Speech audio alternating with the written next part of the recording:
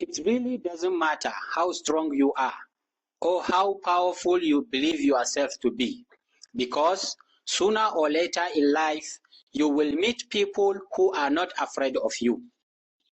And when that moment comes, intimidation no longer works, influence no longer works, pressure no longer works. The only thing that remains is respect or the lack of it. Today, the world is witnessing something that many never thought they would see. A small African nation, long treated as insignificant on the global stage, has taken a stand against one of the most powerful countries on earth. Niger has enforced a visa ban on the United States of America. No entry, no exceptions, tourism, business, humanitarian missions, none are allowed. This decision comes on December 26th, following a U.S. visa restriction imposed just 10 days earlier on Niger, Burkina Faso, and Mali. This is reciprocity. When one nation closes its doors, the other does the same. But the story did not begin in December. To understand what is happening now, we must look into the past, because the past always explains the present. In July of 2023, Niger underwent a political transformation. General Abdurrahmane Tiani took power, removing President Mohamed Bazoum and placing him under house arrest. Soon after, Niger made a decision that shocked the Western world. The country asked the United States military to leave its territory. At the time, the U.S. maintained multiple military installations in Niger, including drone bases across West Africa. According to Washington, these bases existed to combat terrorism, but Niger's new leadership saw things differently. Shortly after the transition, Niger's foreign minister traveled to Iran to discuss diplomatic and economic cooperation. Almost immediately, an American diplomat accused Niger of attempting to sell uranium to Iran, suggesting nuclear weapon ambition. No evidence was presented, no proof was shown. The accusation served one purpose: pressure.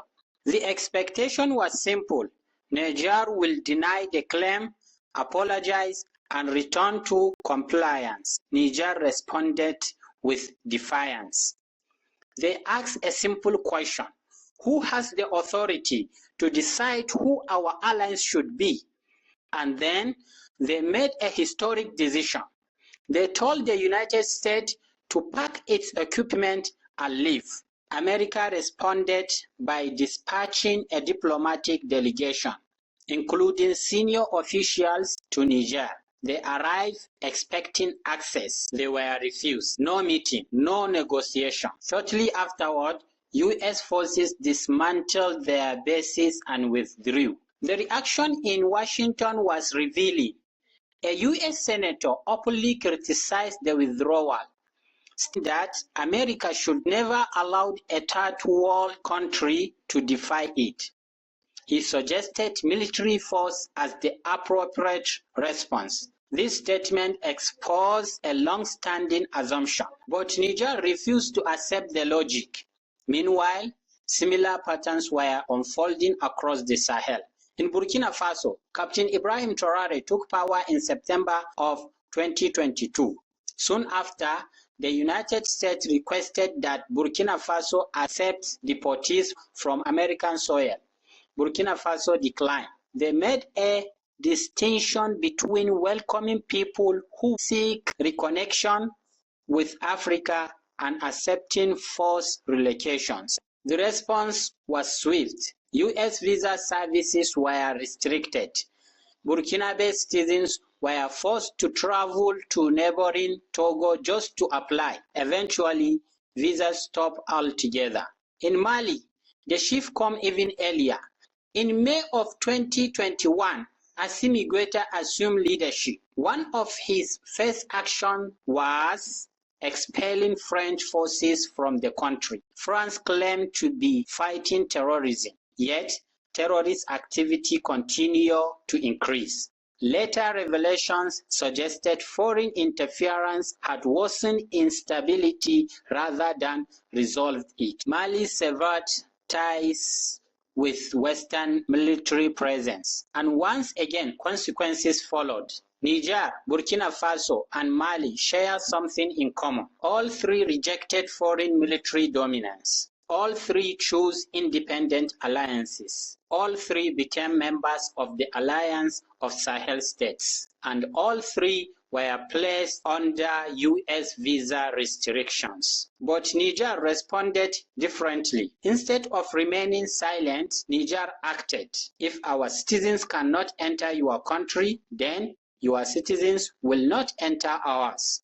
This decision has consequences. African Americans seeking to reconnect with the continent will face barriers. Humanitarian cooperation becomes more complex. Diplomatic tensions rise, but sovereignty always carries a cost. The deeper questions remains unanswered. What happens when power is challenged, when pressure fails, when intimidation no longer works? History shows that resistance often invites greater pressure, sanctions, isolation, destabilization. But history also shows that change begins when fear disappears. Niger has made its position clear. It will no longer bend, and in doing so, it has asked the world a powerful question. What happens when the bully meets someone who is not afraid?